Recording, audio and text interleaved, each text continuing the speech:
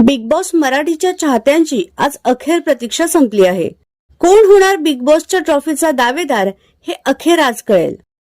नुकताच ग्रँड फिनालेचा एक नवा प्रोमो समोर आलाय, ज्यात अभिजित आणि सूरज एकत्र डान्स करत आहेत. या फिनालेसाठी दोघांनाही खूप छान लुक देण्यात आलाय. मात्र सूरज दररोजपेक्षा जास्तच खुलून दिसतोय.